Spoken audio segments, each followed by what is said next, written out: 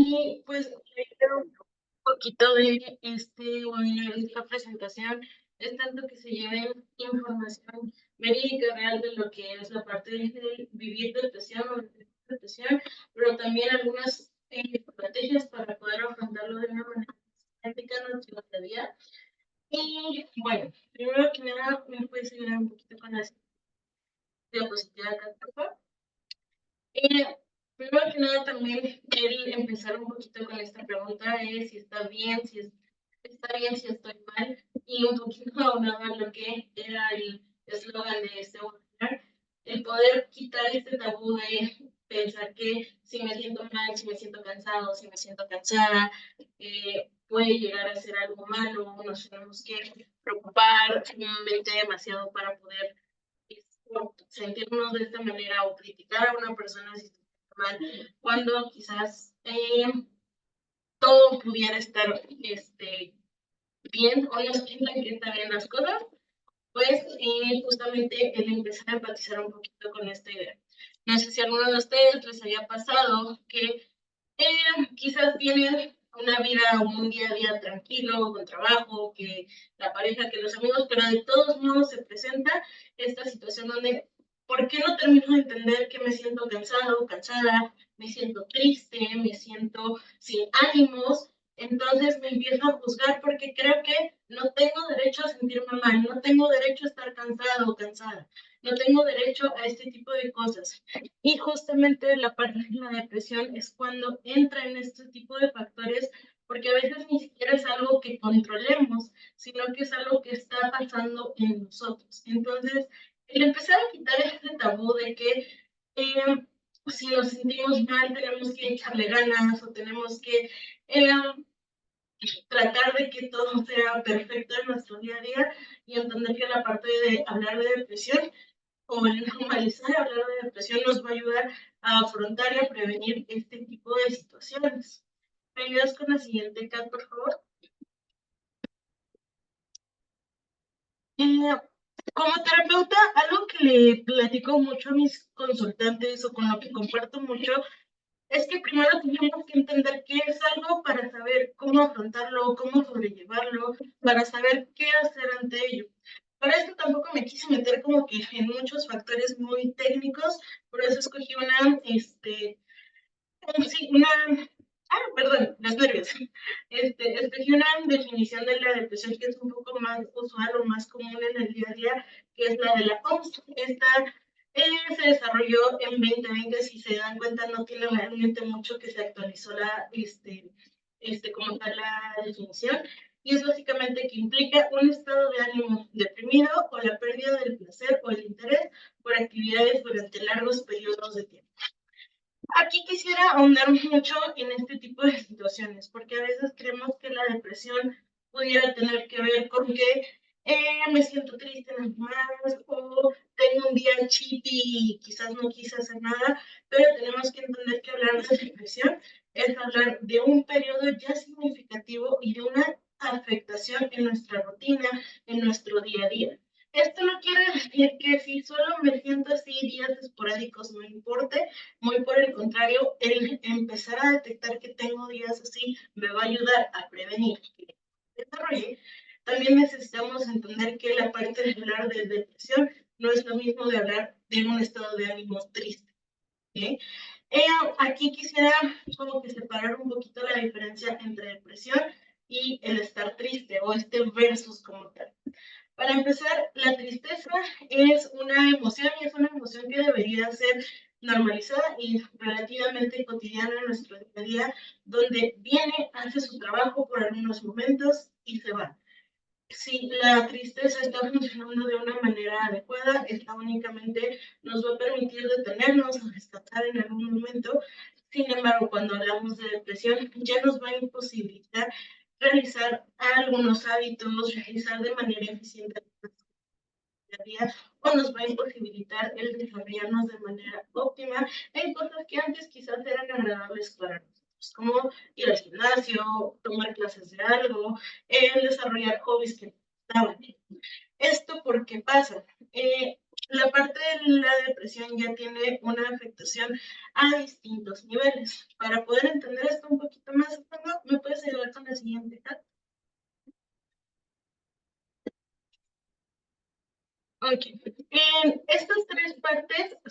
una en donde la depresión más nos va a alterar. La primera es en nuestro sistema nervioso central, que es el encargado de básicamente todo el funcionamiento de nuestro cuerpo. Sistema respiratorio, nivel cardíaco, la parte de la presión, etcétera, etcétera. Incluso la regulación de nuestro sueño. La depresión en un inicio tiene este nombre no por el hecho de sentirnos tristes ni por nada, sino porque cuando vemos, digamos, en una gráfica nuestro funcionamiento del sistema nervioso central, lo empezamos a ver en una gráfica más o menos lineal, en donde esta barrita va hacia arriba y únicamente permanece en un estado estable. La depresión viene con este nombre debido a que nuestro sistema nervioso central empieza a deprimirse, es decir, esta barrita que lo regula empieza a verse hacia abajo. De esta parte o de este significado es que viene la palabra depresión, y una depresión de nuestro sistema nervioso central. Esto pasa principalmente porque empezamos a tener una baja de producción de neurotransmisores, como una baja de adrenalina, una baja incluso de neurotransmisores como dopaminas que nos hacen sentir bien. Entonces, en el momento en el que nuestro cerebro empieza a desregularse, empezamos a tener inactividad. Esta inactividad únicamente lo que hace es empezar a fomentar el desarrollo de esta depresión o de este trastorno. Es importante que tengamos en cuenta que no es lo mismo hablar de un episodio depresivo a un trastorno de depresión. ¿Por qué? Un episodio depresivo puede pasar por distintos factores o en distintos periodos, por alguna situación específica que pasamos, y es un periodo en donde nos sentimos con las características de la depresión.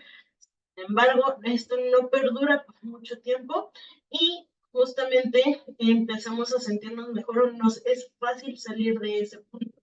Por ejemplo, el haber reprobado un examen, que era importante, que era algo que nos podía hacer sentir orgullosos, lo reprobamos, entonces estamos entrando en un estado donde no tengo ganas, quizás empieza la desmotivación acerca que de la carrera, que de lo que estoy estudiando por el hecho de no sentirnos suficientes.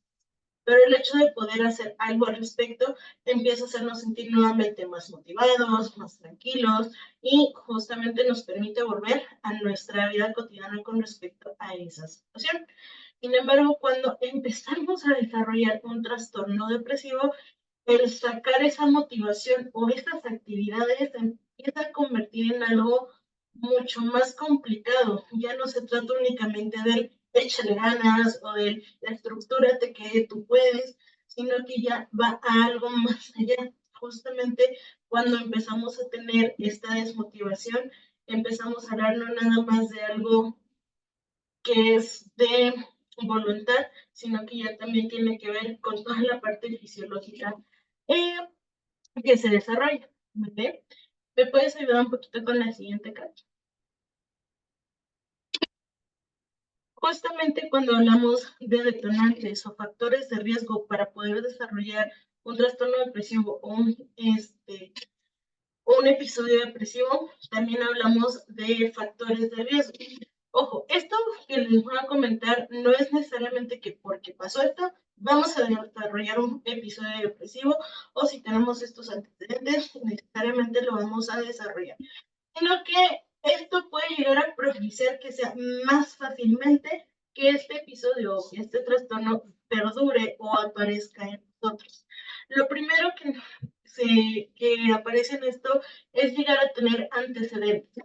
Esto ya sean antecedentes directos de que ya anteriormente hayamos pasado por un episodio depresivo, por sido diagnosticados con un trastorno como tal depresivo o cualquier otro trastorno del estado de ánimo como ansiedad, y justamente esto se vuelve un factor de riesgo al momento de hablar de un trastorno de depresión. Antecedentes también puede llegar a ser algo familiar. Ejemplo, si mamá, papá desarrollaron depresión en algún momento, o si hermano o familia directa desarrollaron depresión, muy probablemente esto pueda estar relacionado con la parte del desarrollo personal. No necesariamente por la parte genética, sino porque muchas veces la manera en la que aprendemos a afrontar, la aprendemos de este tipo de canales. Entonces, si yo aprendo que la parte depresiva es un modo de afrontamiento, desde chico podemos llegar a ser propensos a desarrollo. Segunda cuestión puede ser nuestro contexto. Para bien o para mal, en México muchos de los contextos no son muy favorables hoy en día para desarrollarnos de una manera óptima. Hablando del contexto quizás económico, el contexto de violencia, el contexto, por ejemplo, de sociedad, por ejemplo, en la parte de las mujeres, el riesgo que está con respecto a sufrir acoso. Todo este tipo de situaciones o de contextos en los que vivimos también pueden favorecer la aparición de este tipo de trastornos, no únicamente de la depresión, sino de algún otro tipo de factores, perdón, de trastornos en el estado de ánimo. La parte situacional, hablamos de situaciones en las que pueden llegar a ocurrir de una manera imprevista, por así decirlo. Por ejemplo, lo que les comentaba, el haber reprobado un examen, quizás situaciones un poco más en específico, más fuertes, como el vivir acoso, el vivir violencia, el vivir alguna pérdida también está involucrado, ya sea el estar viviendo un duelo, el estar viviendo alguna situación que no sea necesariamente cotidiana o dentro de nuestro contexto, pero que es una situación fuerte para nosotros. Y uno de los últimos factores que también pueden llegar a involucrarse en esta parte es la parte genética o fisiológica. En estos, de lo primero que tenemos que entender es que no es necesariamente que sea algo hereditable, sino que muchas veces nos desarrollamos a nivel neurocognitivo de cierta manera. Entonces, si nosotros ya desde la parte genética nos cuesta desarrollar neurotransmisores, dopaminas, que nos ayudan justamente a la regulación emocional, esto ya es un factor de riesgo para la parte de lo que es el desarrollo de un trastorno. Otro tipo de factores que tienen que ver con la parte fisiológica es el consumo de algunos medicamentos. Tenemos que entender que para esto sí tenemos que consultar directamente a un médico, sobre todo si estamos hablando de algún medicamento en específico para la parte neurológica, recomendable a un neurólogo o a un psiquiatra para que nos pueda decir exactamente si estos medicamentos nos están causando algún tipo de efecto secundario de este nivel. ¿Vale? Y me ayudas con la siguiente, Kat, por favor. Aquí. Dentro de esto también existe la parte de lo complejo que se ha vuelto asistir a terapia. Muchas veces está ahorita, para bien o para mal, más normalizado que podemos asistir a terapia o que un profesional nos puede ayudar con este tipo de situaciones. Que tenemos que entender que a veces incluso el mismo contexto que rodea el asistir a terapia nos puede complicar un poquito la situación, quizás no todos, pero sí a muchos en el contexto de México, por ejemplo, en la parte de la economía, el hecho de que el trabajo no me deja tiempo, la accesibilidad que hay en cuestión de, ¿sabes qué? Encontré un buen terapeuta, pero yo vivo en el norte de la ciudad y el terapeuta está hasta el sur de la ciudad, entonces también tiene que ver con esta parte. La confianza con respecto a abrirte en una situación tan íntima para poder hablarlo con, estar bien o para mal, con un completo extraño. Entonces también es un factor de riesgo, para bien o para mal. En nuestra comunidad ha habido mucha intrusión con respecto al poder trabajar de una manera óptima cualquier tipo de trastornos, cualquier tipo de afectación psicológica. Entonces, el que esto también sea un factor de riesgo para no atendernos puede llegar a implicar que este mismo trastorno o esta misma afectación crezca. La parte del apoyo, el poder recibir apoyo de tus círculos más cercanos o el recibir burlas por llegar a acercarte a un profesional. Esto, por ejemplo, hasta el día lunes, me parece, fue el Día Internacional del Hombre y se habló mucho de estos tabús que hay, que un hombre se acerque, por ejemplo, a la parte de terapia, que un hombre no debería ir a terapia y que está más formalizado en el resto de las mujeres, justamente el que haya apoyo también de tus seres queridos a que puedas asistir y puedas pedir ayuda profesional, también tiene que ver con el poder acercarte a terapia. La parte de los tabús con respecto a si voy a terapia estoy loco, si debo ir con un psicólogo, con un psiquiatra, qué es lo que tengo que hacer. Muchas dudas con respecto a lo que es asistir a ayuda profesional. Y por último, también intentos previos, que hayas intentado asistir a terapia y hayas tenido una mala experiencia con el terapeuta o con el profesional, o que simple y sencillamente no hayas hecho match. El hecho de haber intentado y no haber logrado una conexión real con el terapeuta, o que no hayas sentido realmente un avance o una ayuda, también complica mucho el que puedas acercarte nuevamente a otro profesional, justamente reforzando la parte de arriba, el que ya no haya confianza, el que ya no haya querer acercarse y buscar soluciones alternas. Tenemos que entender que la parte de la terapia es algo muy importante cuando ya desarrollamos un trastorno o un episodio de depresión. Nos puede ayudar muchísimo a poder afrontarlo de una buena manera. Sin embargo, podemos desarrollar ciertas estrategias que al menos nos puedan palancar en este tipo de situaciones cuando estos factores se involucran al momento de pedir ayuda. No sé si alguno de ustedes en algún momento justamente dudó en pedir ayuda profesional, que fuera en algún momento un tabú, hubiera miedo con respecto a pedir ayuda. Sí, no, tal vez. Ok. Mientras me vas hablando con la siguiente, Kat, por favor.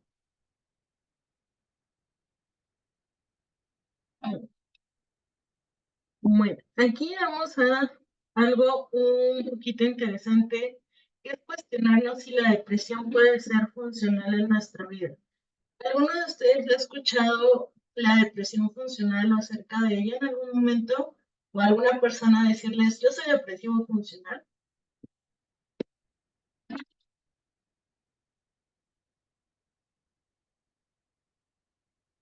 No, tal vez. ¿No? Sí, sé que él no ha escuchado. ¿Cómo? Por acá nos comenta René en el chat que él no ha escuchado el tema de depresión funcional. Ok. Muy bien. Esto como tal ya es algo que también se llega a trabajar o a visualizar. ¿Qué es una depresión funcional? Esto pasa muy comúnmente en el contexto ya actual de una vida adulta, en donde si nos detenemos de trabajar, en donde si nos detenemos de hacer las cosas cotidianas, pues dejamos de subsistir. Entonces, a pesar de que haya este estado de ánimo decaído, esta baja de motivación por las cosas, incluso por el trabajo, por salir con amigos, por etc., seguimos haciendo nuestras actividades meramente indispensables para subsistir. Hablamos de ir a trabajar, hablamos de comer más o menos lo necesario y dormir, pero muy difícilmente nos cuesta hacer alguna otra actividad.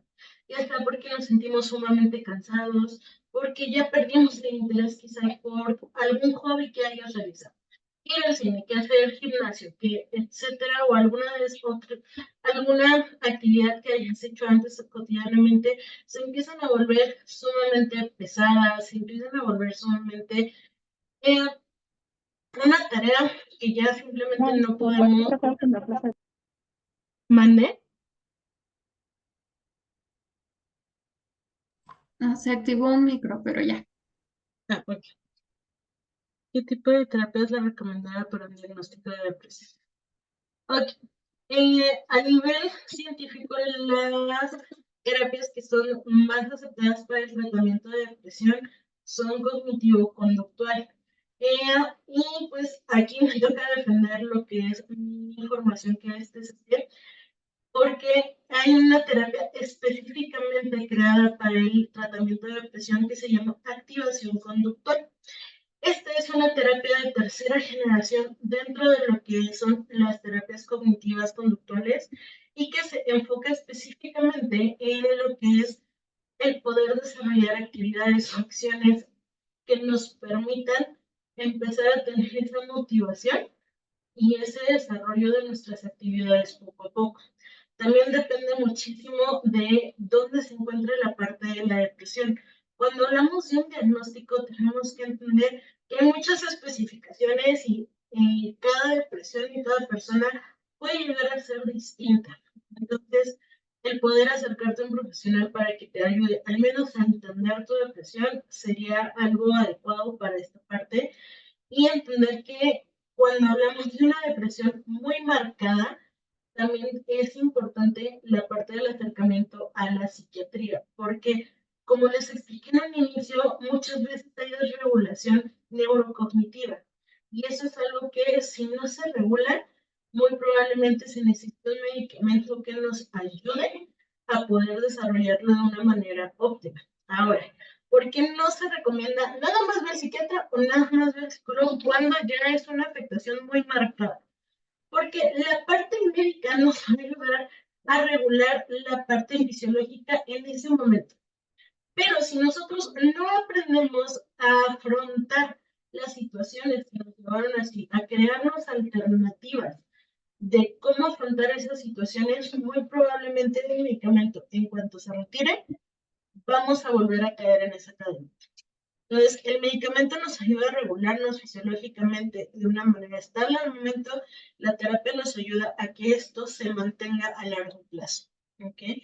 Justamente la parte de la TSG es de las que han estado más probadas a nivel científico con su funcionamiento y pues, debemos entender que la parte de la intervención, hay muchas ramas de intervención y que tú te sientas cómodo con tu terapeuta también tiene que ver con el funcionamiento de la misma terapia, ¿vale? ¿Alguna otra duda con respecto a eso en específico? ¿No? Okay. ¿Me ayudas con la siguiente, Kat, por favor?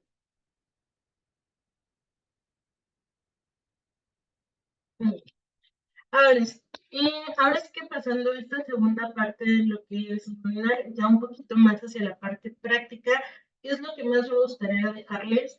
Vamos a tratar de recorrer 3 estrategias que se trabajan hasta cierto punto más a fondo en terapia, pero vamos a tratar de condensarlas un poquito en este espacio para que ustedes también lleven una parte de cómo poder afrontar hasta cierto punto estas situaciones en la vida cotidiana, ¿vale? La primera de ellas que vamos a hablar es la siguiente, me la pasas, Kat, por favor, que son las conductas de autocuidado. ¿En algún momento han escuchado esta palabra? ¿Se les hace familiar a alguno de ustedes?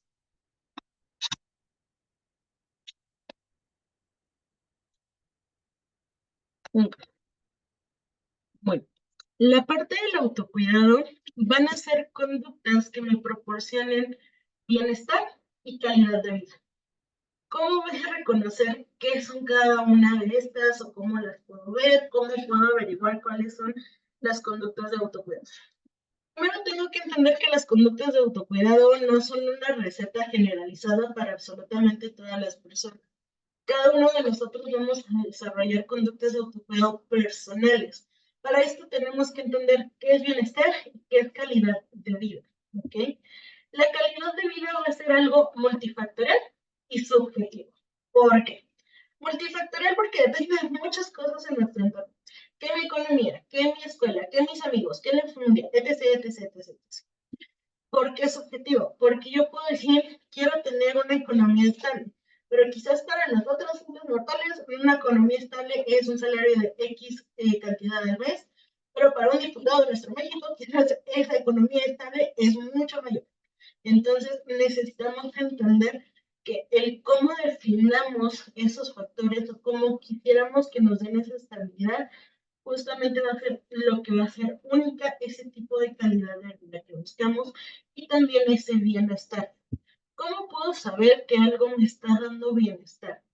Uno, me hace sentir equilibrado, me hace sentir pleno al momento de realizarlo y con el cómo lo realizo. ¿A qué me refiero? Ir al gimnasio puede ser una conducta de bienestar física que me está proporcionando actividad, me está proporcionando liberador de endorfinas natural, etc. Pero ¿qué pasa si yo lo transformo en una conducta que me hace castigarme? Comí algo y entonces me castigo 2 horas completas en el gimnasio. Esa conducta que estoy buscando, que me dé bienestar, me está provocando un malestar porque la estoy sufriendo, me está provocando sentirme culpable, me está provocando castigar. Entonces, para que una conducta se convierta en algo de autocuidado, tiene que estar relacionada con un bienestar y con una plenitud a este objetivo que tengamos de calidad de vida. Vamos a tener 4 tipos de conductas de autocuidado en general: emocionales, cognitivas, físicas y sociales. ¿A qué se refiere cada una? La parte de las actividades de autocuidado emocionales van relacionadas a poder regular el aspecto emocional de nuestra vida. Por ejemplo, de lleno, una de las conductas de autocuidado emocionales puede llegar a ser el ir a terapia. También, por ejemplo, una de las conductas que yo tengo, aquí les comparto en mi personal, es poder escribir. El escribir cómo me siento, el escribir para poder entender la emoción y qué me la provocó, también puede llegar a ser una conducta de autocuidado personal. Esto tiene que ver con la parte de la regulación. Por ejemplo, en cuestión de cómo podemos llegar a identificar si necesitamos algo en alguna de estas áreas. Si emocionalmente me siento un poco inestable, no puedo llegar a definir cómo me siento, no lo entiendo, pero físicamente me siento súper bien. Entonces, quizás mis conductas de autocuidado en este momento se tienen que centrar más en la parte emocional. No sé, es que me siento muy bien emocionalmente, físicamente estoy en mi mejor momento, pero me he sentido muy aislado. Ok, quizás mis conductas de autocuidado en este momento se tienen que ir a la parte social. Aquí es donde entra lo que vamos a llamar flexibilidad en lo que son las conductas de autocuidado. ¿A qué me refiero? Muchas veces cuando queremos meter conductas de autocuidado, lo queremos ver como una agenda llena de actividades y saber qué hacer 24/7. No. ¿Por qué? Porque se empiezan a volver pesadas, tediosas y nos empieza a costar trabajo si algo pasa y no las podemos hacer. Empieza la culpa, empieza el estrés, empieza el regaño hacia nosotros mismos. Entonces, la idea de que estas sean flexibles y que las actividades o conductas de autocuidado entren cuando son necesarias en algún área, va a ser lo que nos va a proporcionar ese bienestar. Cuando esa área de nuestra vida está un poquito temblorosa, un poquito bajita, entonces mis conductas se van a ir mayormente quizás a esa área en ese momento. En esta parte, ¿alguno de ustedes me podrá compartir si sabe o detecta que ha tenido estas conductas de autocuidado o le cuesta desarrollarlas? Justamente para poder ayudarlos un poquito, quizás a estructurarles esa idea de cómo les puedo agregar.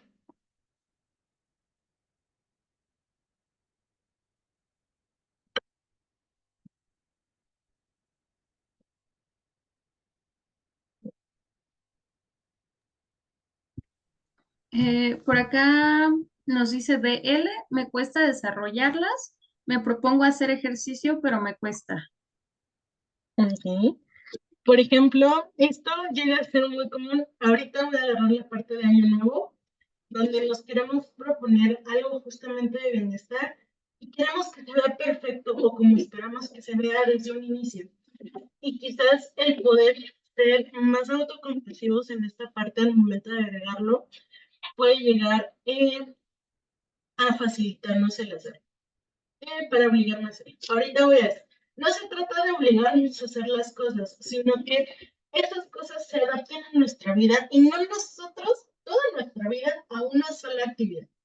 Por ejemplo, con el ejercicio, muchas veces está esta idea de, tengo que hacer ejercicio 6 veces a la semana, 1 hora completa, 2 horas completas, entonces inicio con todas las ganas.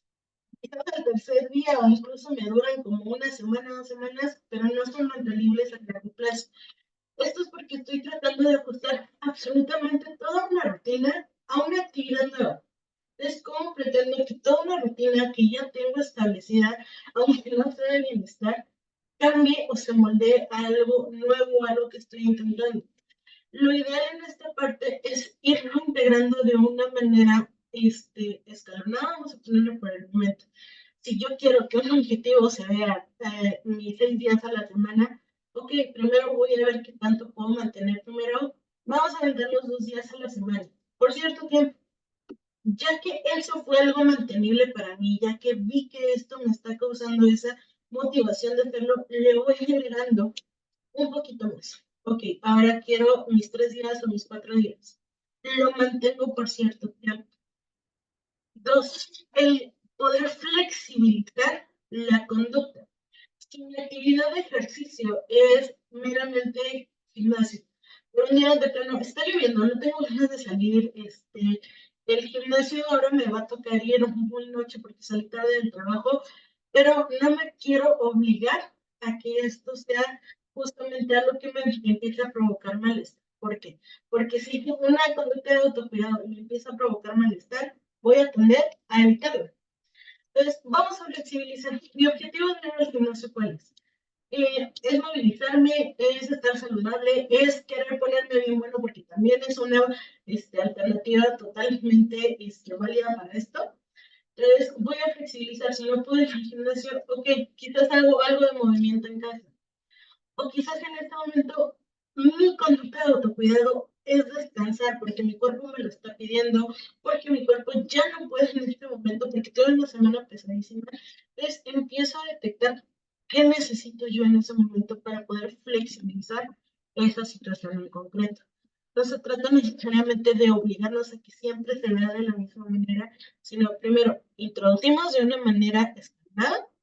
Dos, flexibilizamos o damos alternativas de si voy al gimnasio, esta es mi alternativa cuando de verdad no tenga tiempo, ganas, motivación para ir al gimnasio. Esta es mi segunda alternativa para poder tener esta actividad de vida.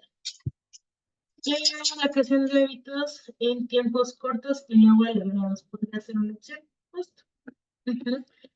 Para que esto justamente tiene que ver con la parte de que estos hábitos sean mantenidos a largo plazo y que cuando no nos haga sentido, cuando quizás no queramos hacer esa actividad en concreto, pueda fluir de una manera distinta, ser flexible al momento de integrarla para poder obtener un objetivo con distintas actividades, que básicamente esto es lo que propone un poco el autocuidado, el poder siempre tener este bienestar a través de distintas acciones o distintas conductas. ¿Dudas con respecto a esta parte en concreto?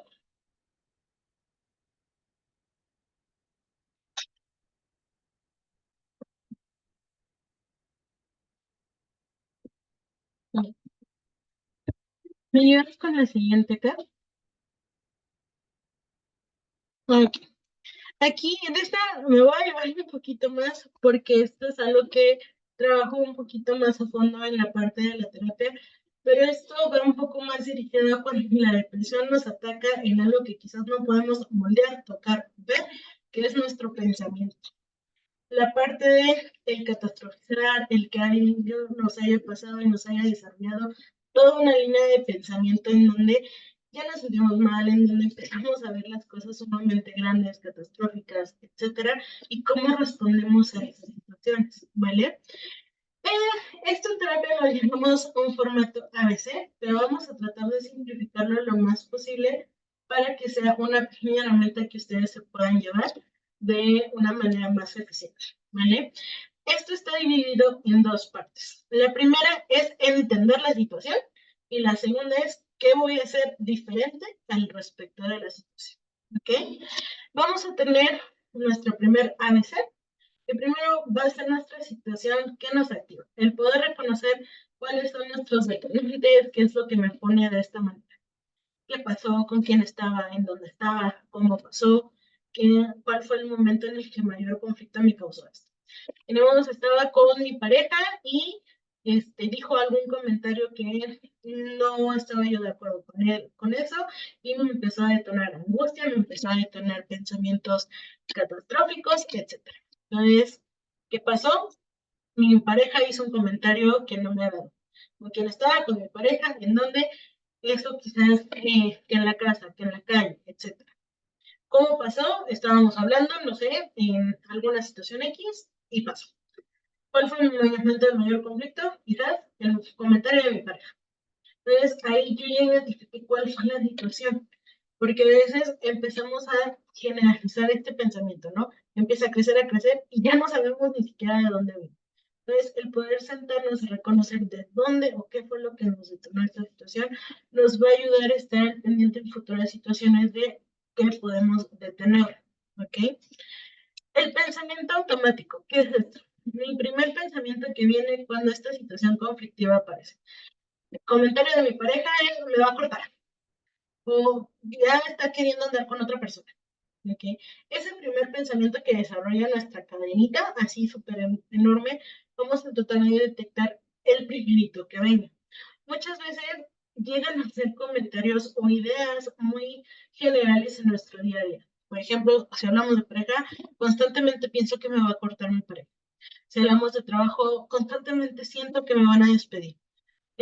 Si hablamos de amistades, constantemente siento que mis amistades me van a ver. Entonces, justamente de esto partimos para poder detectar en dónde necesitamos poner este alto o aplicar lo que va a ser la segunda parte.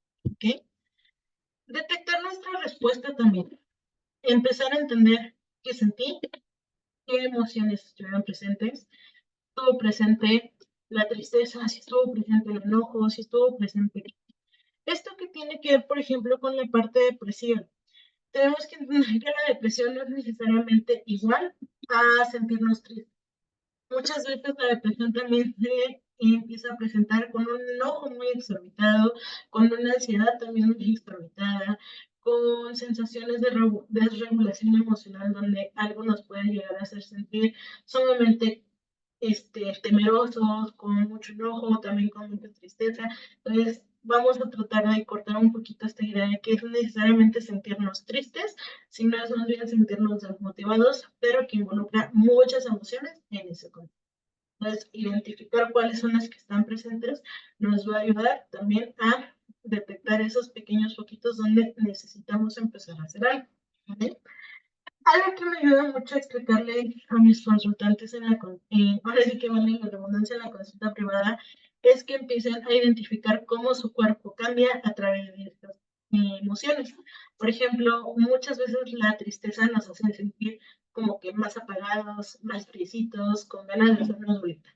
El enojo quizás nos hace sentir con más calor, con más impulsividad en nuestro cuerpo. El miedo quizás nos hace sentir con muchos temblores, con sensaciones de angustia, con hiperventilaciones, y así con cada una de las emociones, entender, ok, mi cuerpo, ¿cómo se está sintiendo? Y por último, ¿qué hice ante esta situación? Quizás me regreso al ejemplo de la pareja. Ok, ya hizo este comentario, entonces ya le empiezo a hacer el yo. Ya le empiezo a hacer este drama o esta situación en donde es que me siento de tal manera y es que tú no me entiendes y es que esto. ¿Okay?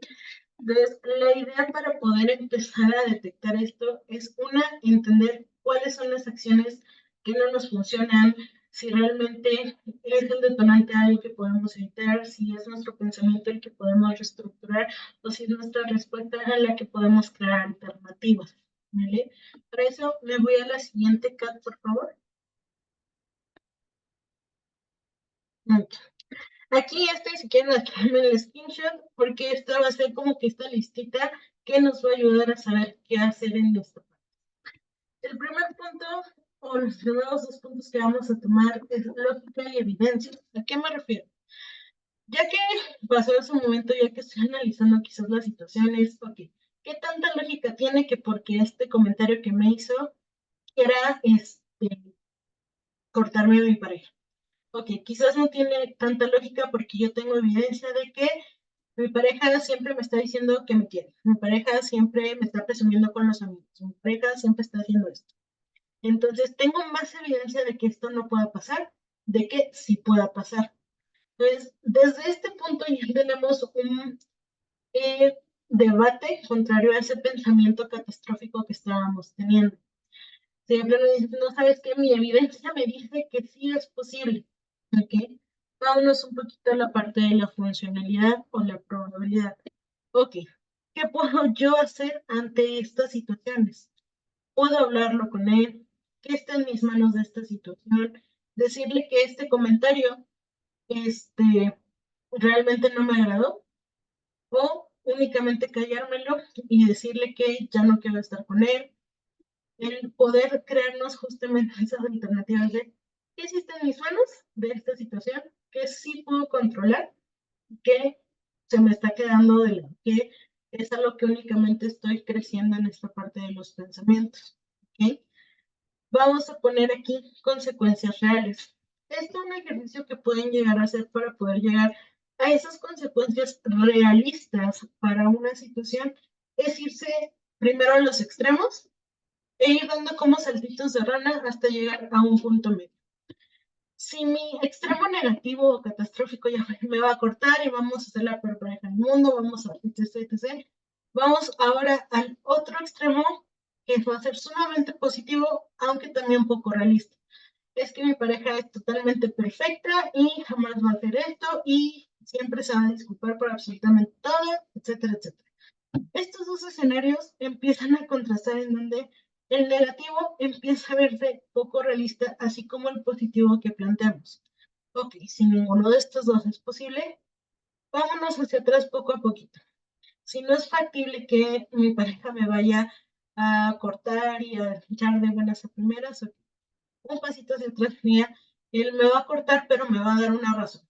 Sigue siendo catastrófico, sigue siendo malo, pero va un pasito atrás. Del positivo también un pasito atrás.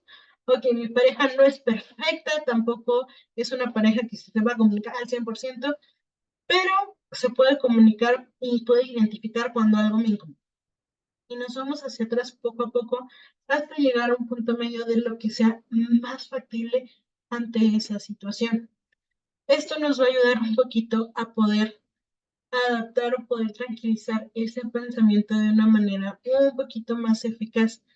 Tenemos que entender que esto quizás no es viable hacerlo ahí en el momento, pero nos va a ayudar mucho cuando hay un pensamiento constante o un detonante constante acerca de algo, que del trabajo, que de la pareja, que de los amigos, etcétera, el poder sentarnos a analizar esta situación en específico. ¿Sí? Por último, el poder crear una respuesta más adaptativa. ¿Qué es esto? Una respuesta que me ayude a llegar más viablemente a ese punto medio que quiero. ¿Ok? Ok, si lo que quiero que pase es poder expresarle a mi pareja que me hizo sentir incómodo el comentario que hizo, pero que lo entienda de una manera agradable, asertiva, entonces, ¿cuáles de mis acciones me pueden acercar a eso? De decirle que me sentí de tal manera, podérselo escribir porque me es más fácil expresarme de manera escrita, cuáles son las acciones que puedo llevar para que esto sea más viable para él o para ella, ¿ok? El poder darme alternativas u opciones de qué puedo hacer o qué está en mis manos hacer para que esta alternativa sea más viable, sea más realista, sea lo que puede llegar a pasar, ¿vale? De este en específico, que puede llegar a ser un poquito revoltosa, pero quisiera saber qué dudas tienen, si hay algún pensamiento, alguna creencia que ustedes tengan comúnmente para poder ayudarlos a adaptarlo un poquito más a este formato.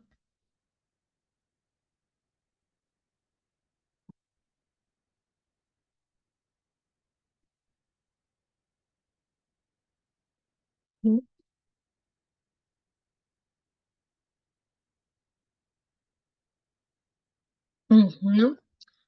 Nos vamos con la última entonces, Kat, por favor. Ok.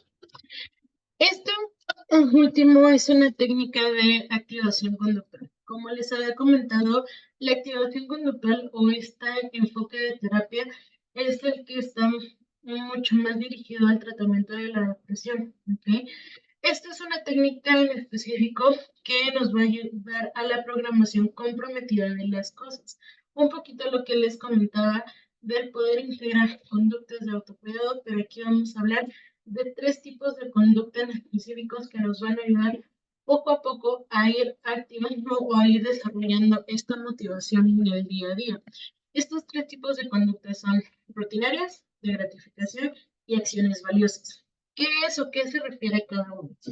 Las rutinarias van a ser actividades que básicamente van a estar en nuestro día a día. Rutinariamente necesito tender la cama porque es algo que me hace sentir en control, es algo que me proporciona cierto bienestar.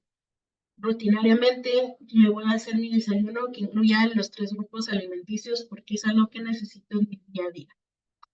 De gratificación, van a ser conductas que nos proporcionen una gratificación inmediata en ese momento. Ver una serie, comer a lo que nos gusta, el poder ver a nuestra pareja, poder ver a un amigo, el poder comprarnos algo que nos gusta, son acciones que nos van a dar una gratificación que nos haga sentir algún tipo de bienestar inmediato. ¿Sí? Las acciones valiosas van a ser aquellas que vayan dirigidas a cumplir un objetivo. Que el proceso de hacerlas no necesariamente siempre va a ser sumamente motivante, pero sí nos va a aportar al final de un cúmulo de poder hacer estas acciones un objetivo en concreto. En esto está el diariamente ahorro cierta cantidad o diariamente voy a estudiar tanto tiempo para este examen profesional. Diariamente me voy a dedicar, o a un día sí, un día no, voy a dedicarme a la parte del ejercicio para poder conseguir este objetivo de, por ejemplo, llegar a cierto peso, para poder conseguir el objetivo de reducir la resistencia a la insulina. Entonces, van a ser acciones marcadas que continuamente nos van a llevar a un objetivo en concreto, que nos va a costar un poquito más de trabajo llegar a él, pero que va a ser sumamente gratificante al momento de conseguir ese objetivo en concreto. ¿Okay? Lo ideal, vamos a ponerle de esta manera, es que podamos integrar este tipo de conductas a nuestras acciones cotidianas. Es entendible aquí que no es una cosa que nos podamos obligar a hacer todo el tiempo, pero eso, poco a poco irlas integrando, como les había explicado, de manera gradual, para que éstas se puedan llegar a realizar. Una de las recomendaciones que más hago al momento de agregar este tipo de conductas es que no queramos llenar absolutamente todo nuestro día, sino que puedan incluso dejar ciertos espacios por aquello de que el tráfico estuvo muy pesado, porque no me salieron las cosas como esperaba. Entonces, el hecho de tener estos espacios y que no todo nuestro día esté saturado de cosas que tengo que hacer, también nos va a ayudar con esta parte de la regulación y la flexibilidad de las actividades. ¿Okay? En esta parte, no sé si alguno de ustedes tenga en su día a día este tipo de conductas, hay algunas que les cuesta más trabajo que otras.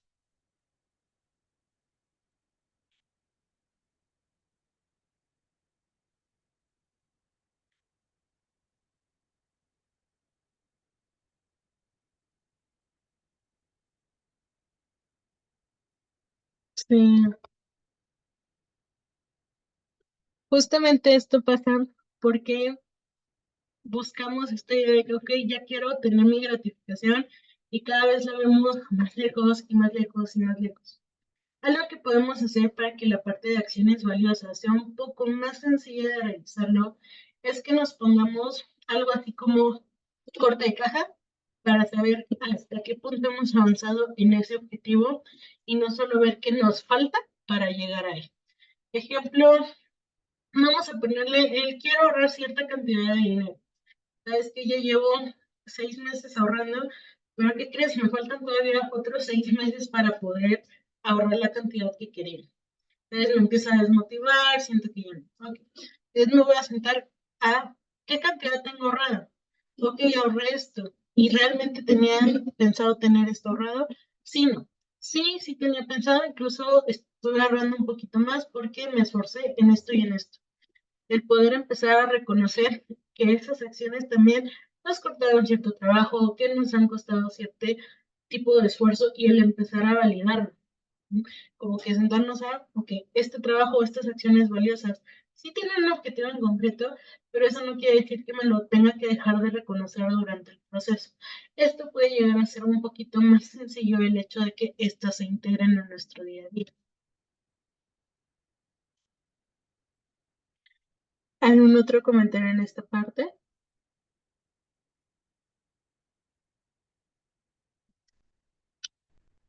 Ok. Ya para cerrar, entonces, Kat, ¿me ayudas con la siguiente?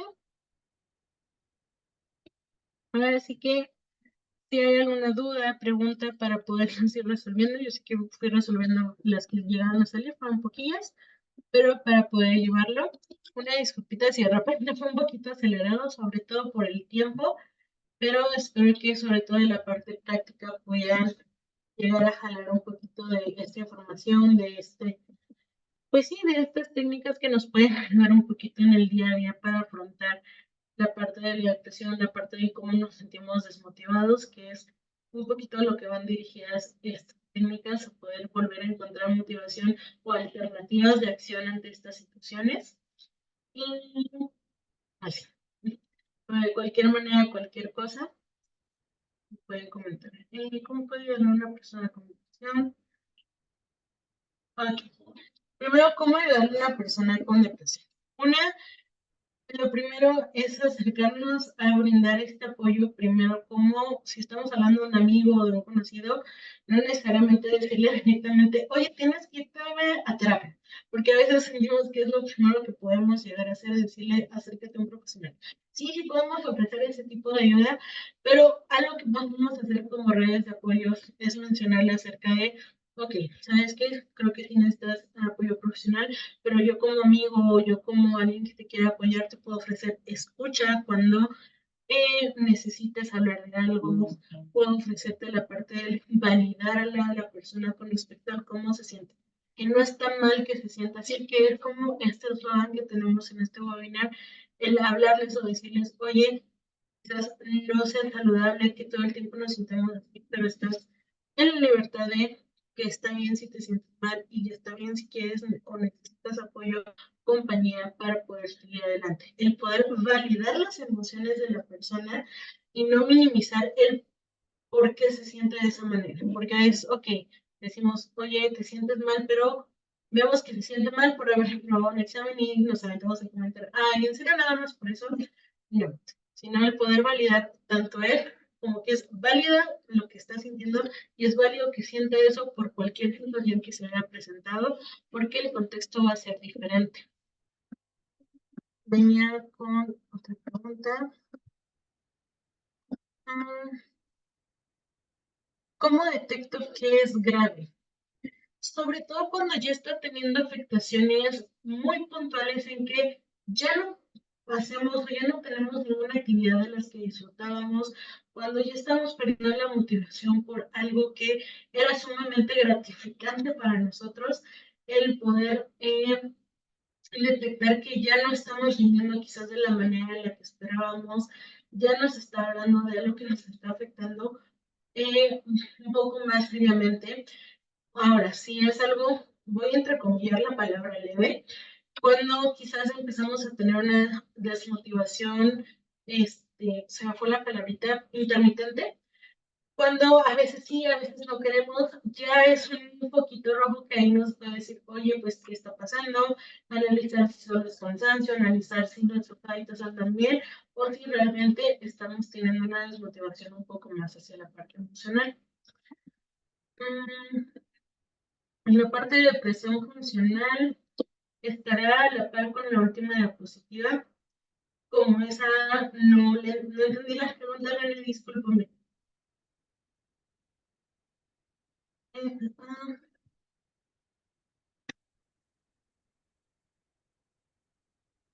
¿Cómo detectar qué es depresión y no melancolía?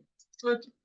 En la parte cuando hablamos de la melancolía, hablamos de una emoción en donde está involucrada hacia cierta situación, hacia un quizás extraño algo o siento ese añoro acerca de una situación que ya no está presente.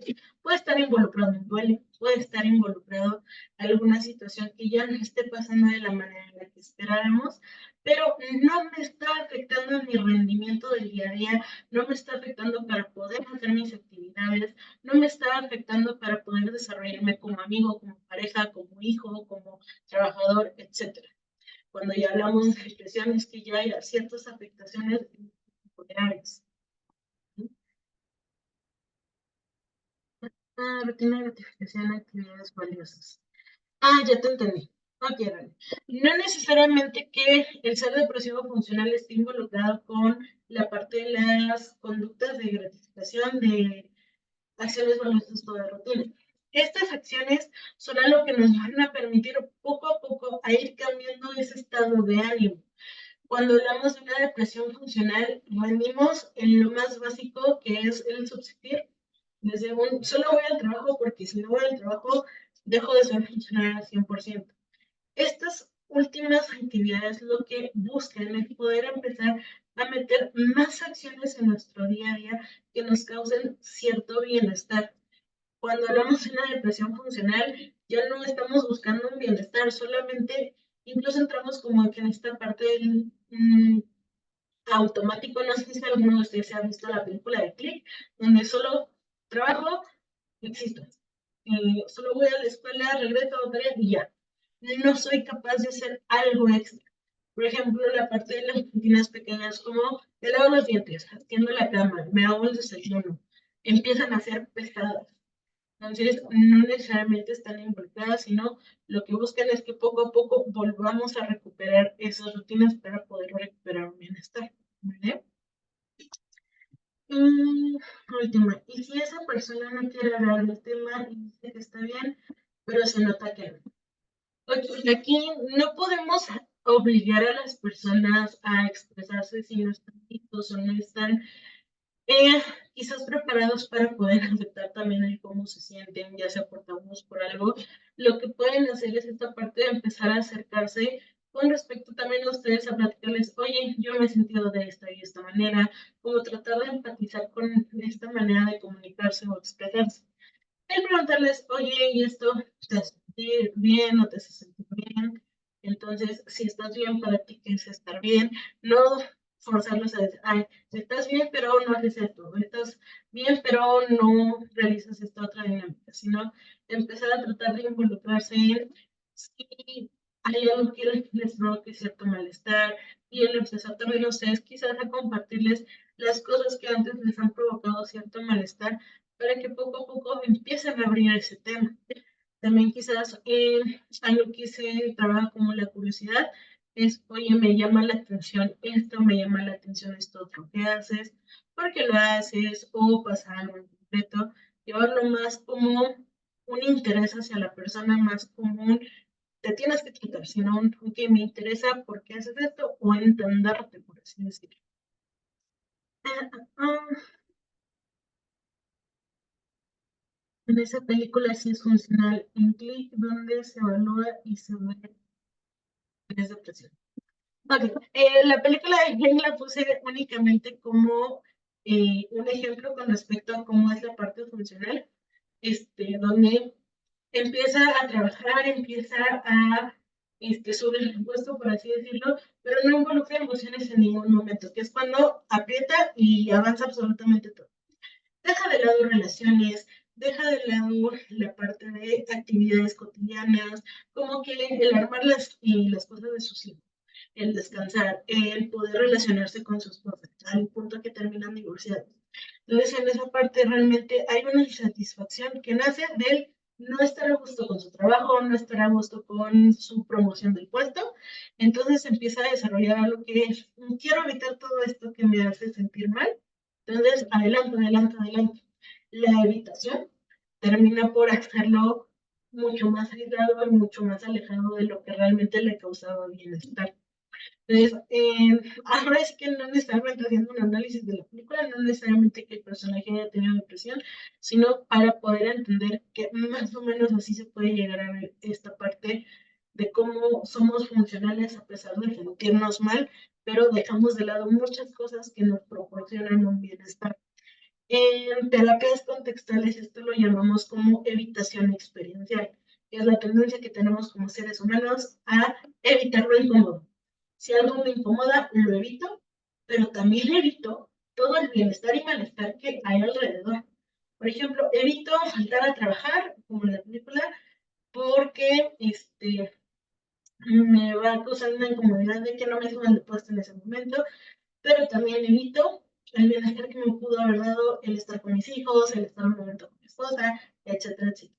Entonces tenemos que entender que al evitar esas cosas o al evitar lo incómodo, por así decirlo, nos aleja sí de cierto malestar inmediato que vemos o de esa incomodidad, pero también de todo el bienestar que pudiera estar rodeando.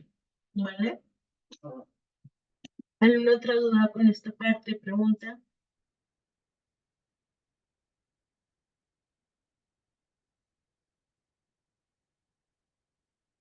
Ok, creo que no. Es, aquí llegamos, Kat.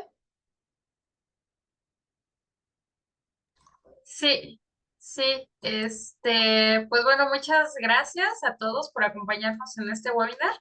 La verdad es que ha sido un honor contar con su participación y por supuesto con el valioso conocimiento de nuestra terapeuta el día de hoy. Muchas gracias, Areli, por compartir tu experiencia y también por guiarnos en esta charla tan enriquecedora para todos. También les extendemos a todos la invitación a que si desean iniciar su proceso de terapia, pueden ponerse en contacto con nosotros. En breve les dejo el número aquí en el chat. Y pues nada, esperamos que este espacio les haya brindado herramientas útiles y les estaremos informando de nuestras próximas ediciones. Ujú. Tengan una excelente noche y nos vemos pronto. Areli, muchas gracias. Gracias a todos.